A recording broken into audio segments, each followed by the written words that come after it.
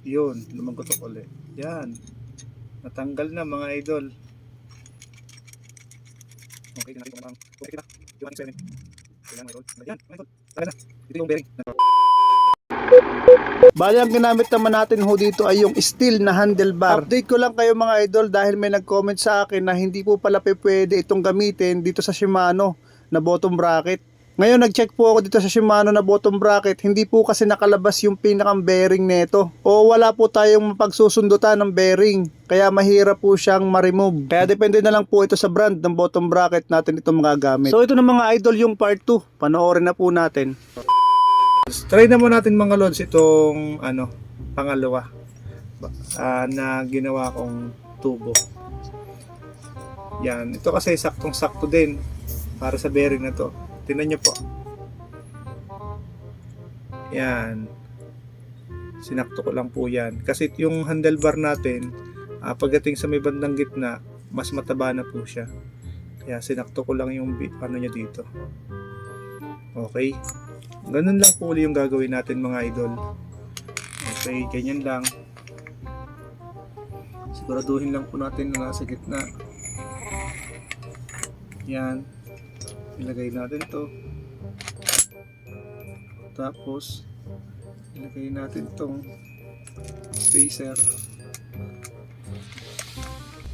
Yan mga idol.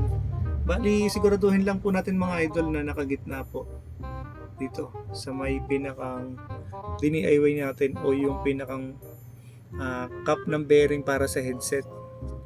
Nakagitna po itong bottom bracket natin. Yan. Okay mga lods. Ayan na. Pilit lang natin to. Yan.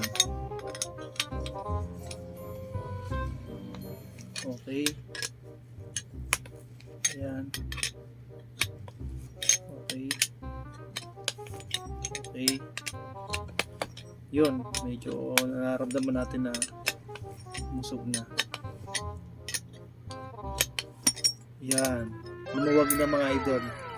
Ito na. Natanggal na po. Yan. Ito na po yung pinakang bearing. Itong bottom bracket. Tanggalin natin.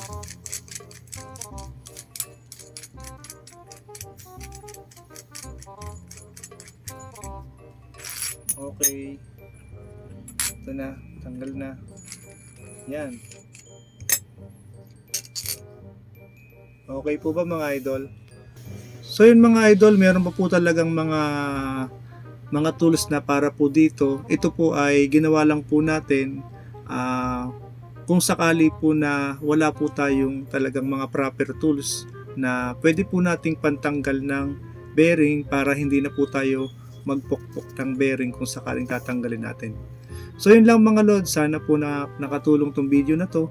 At paki-like and share po para makita rin po ng ating mga kabikers. Yun lang at ride safe.